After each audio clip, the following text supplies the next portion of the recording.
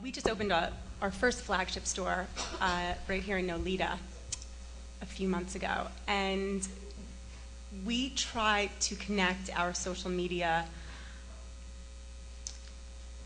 Our social media strategy is more of a multifaceted approach, so we definitely incorporate our store and also our retailers, for that matter, into our strategy. So it's not solely based on our web space, even though that is the medium that we're focused on. I mean, it's really more of a multifaceted approach. I actually had one more comment on that. One thing that can bridge the online offline easily is mobile. So I think you're going to see a lot more companies incorporating that. And how do you take something with you to a store and present it to someone for whatever reason, right? That gives you some sort of a shopping list or a code for something or whatever it is to bridge those two worlds. We just did that, actually. We opened our store, and via all of our social media forums, we did a promotion that we blasted out. So basically, you have to come into the store and use a code, which is Olive, which is Monica's new baby's name, and then they got, whatever the promotion was that we were doing. So. Any other questions?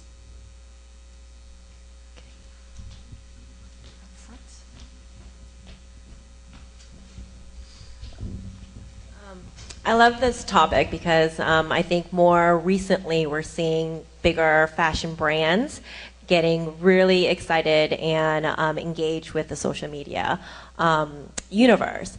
But for you, which platform has been the most successful for you in terms of like Twitter, Facebook, etc.? And what other ways are you currently doing or thinking about acquiring organic growth and your customer base?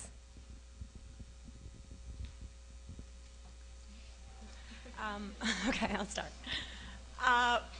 We found the most success via Twitter and Facebook, I feel.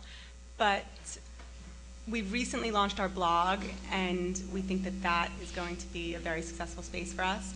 We're definitely looking into and aware of everything else that's happening. I mean, Tumblr, for sure.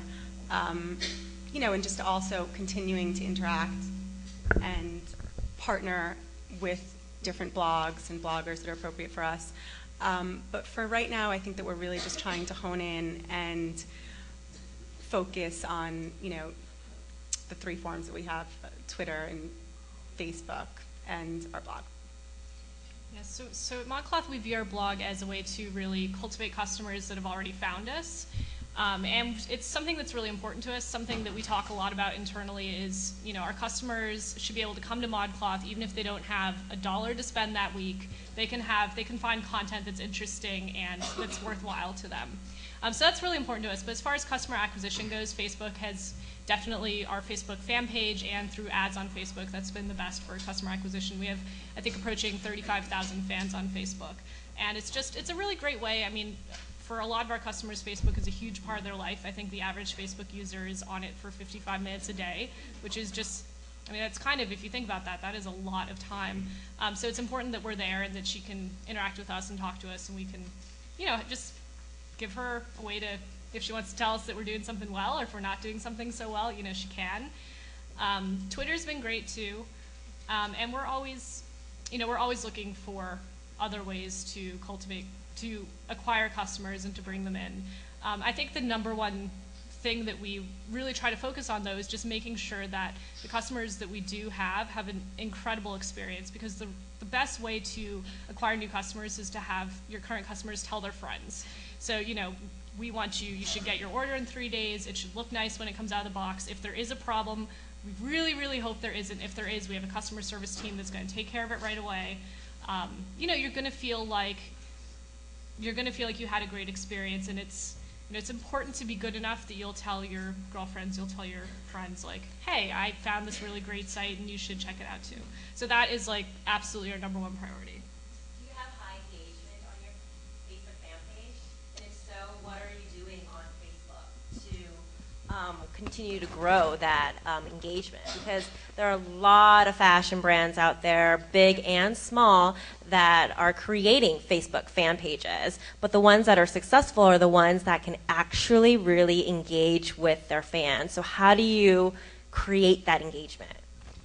A lot of it is just talking to our customers, so giving them, we will do things like, I think I mentioned earlier, we'll post a polyvore board and say, you know, how would you complete this outfit? We encourage our customers to ask the other customers on the Facebook fan page, like, you know, I just bought this dress, how would you wear it? Or I'm going to a wedding, which ModCloth item do you think would be appropriate?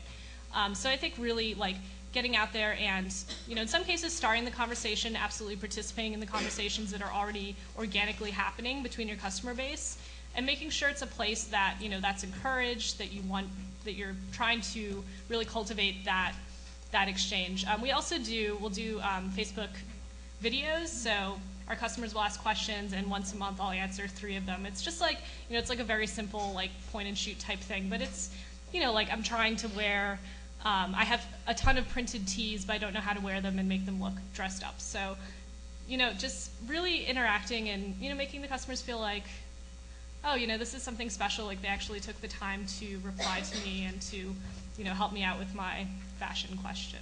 I think that's really important. What I found is that the differentiation between Twitter and Facebook for me is that Twitter is really good for establishing one-to-one relationships, since you don't need an introduction to fan somebody or to follow them. You can go and find people that you're interested in talking with and follow them, right? So you're getting their information right away. So it's really good for that, for establishing the one-to-ones.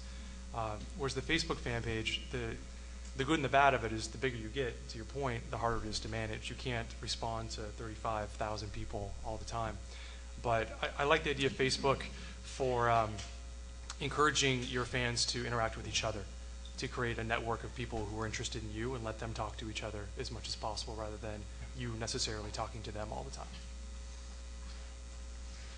I think for us, it's really just providing relevant and interesting content, and really giving our Facebook and Twitter fans and followers an insider's look at who we are.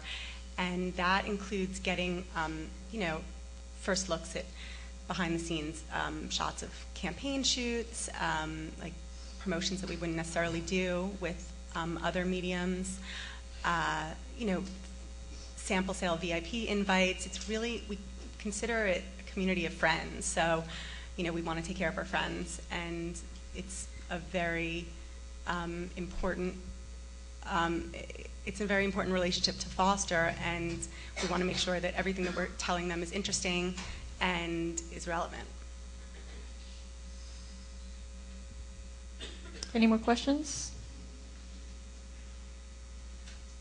No? Okay. Thank you very much, guys. We're now going to take a 5-minute break so we can